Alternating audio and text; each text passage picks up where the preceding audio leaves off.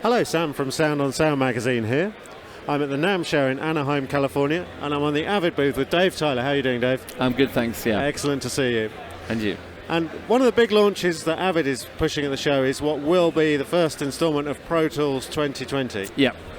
Now this looks really cool because it introduces a feature that a lot of Pro Tools users have been asking for a long time, which is folder tracks. Yes. As you say, it's been one of the most commonly requested features and something which, so we've been aware of the request for a long time and we've been working on it for quite some time because it's a kind of feature which touches on every single aspect of Pro Tools. So we've really had to make sure that as we kind of add it into the software that we're sort of taking into account all the different ways that people work and making sure that it doesn't disrupt any of those and really adds something to the software.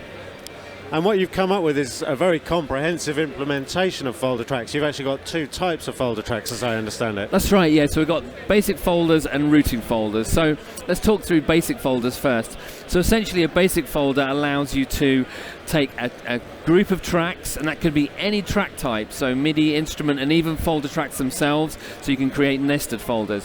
So you take any track type, you put them inside a basic folder, and then you hit the close button, and boom, they all disappear, and then you've got a nice, neat and tidy session with all these tracks sort of hidden underneath. And the only controls you have on the track are a mute and solo. So mute will mute all the tracks in the group, and solo would act as if you've soloed all the tracks in the group, and that's it really. And you've got a couple of indicators to show you that there's sort of activity going on, whether that's MIDI or audio, and it just is a really easy way of organizing your session. So from that point of view, it's quite simple, but they're also quite a powerful editing tool. They are. So what's interesting is that when you create a folder track and you collapse it down, you'll see all of the clips within that folder track, and actually all of the main sort of editing commands, so cut, copy, paste, duplicate, even batch fades, you can actually do those from the top level of the folder. So you can, I think there's some interesting possibilities there in terms of arrangement and so on, and being able to, sort of have a whole bunch of tracks, collapsed into a folder. You maybe take your verse, you copy that and pop it somewhere else in the timeline in a very, very easy way. Wow. And are there possible commands that can be applied sort of to all tracks within a folder then? So those are basically it. So it's basic editing commands at this point in time. So as I say, cut, copy, paste, duplicate, batch fade are the main ones. So it's almost like having a mini edit window within a single track. It is, yes. It sort of looks a little bit like the universe bar that some people use in Pro Tools. So it looks a little bit like that, but as I say, it gives you the ability to manipulate it as well. Excellent. And routing tracks are a sort of combination of a conventional folder and bus architecture. That's right, yeah. So it's taking the idea of the folder track and the auxiliary input as a sub-bus master, as you say.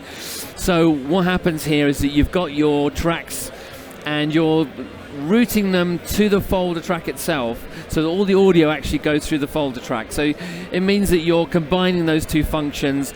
You're not having to have both an auxiliary input as a submaster and a folder track. You can have everything all in one place.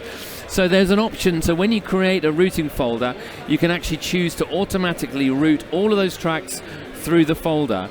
But you don't have to. You can actually have some tracks which are being routed elsewhere. So it's quite powerful, and it's something, it's quite flexible, because we know that people, they want to take advantage of kind of multiple output routings when doing prints or doing different versions and so on. So we have to keep that flexibility. But the basic way it works is that, every track within that folder, if it goes through that folder track, then it's a really nice organizational thing, and also a nice way of being able to do the things that you would normally do with a sub-bus, like, master compression, EQ, and that kind of thing.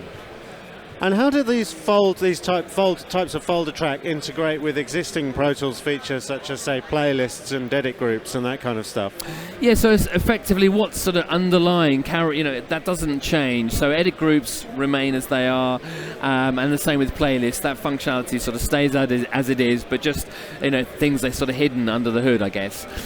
In terms of mixed groups, I think that's one thing where users may find that there's a little bit of crossover with the way that they use them, but essentially they kind of work in parallel, the way it works at the moment. So if you've got a mixed group, you might create a folder and all of the members are in a mixed group, and that's fine, and then they also go into the folder track themselves. So it gives you the advantage of the best of both worlds, and it just means that you, as I say, as a Pro Tools user, you carry on working in the way that you're used to, but just add the extra organizational capabilities of folder tracks.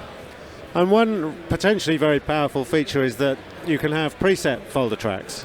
Yes, so as I said, folder tracks really touch every aspect of Pro Tools, and that's one of the things which, it's taken time for us to make sure that we're doing all that correctly. And track presets is something which I think is a really, really powerful feature, and it was already an incredibly useful tool to create. It allows you essentially to create sort of sub-templates, taking whole sections of a template, put them into a preset so that you can use them at a later date. So combine that with folder tracks, so you now have, a collapsed folder track, save that as a preset, and then you just drag that into your session, and then open up the folders, and there's all your sort of folders preset, ready to go and ready to be populated. Wow, well that sounds incredibly comprehensive, and I'm sure a lot of Pro Tools users will think that was definitely worth the wait, so I can't wait to get my hands on it. Thanks, Dave. Have a great show. No problem at all. Thank you.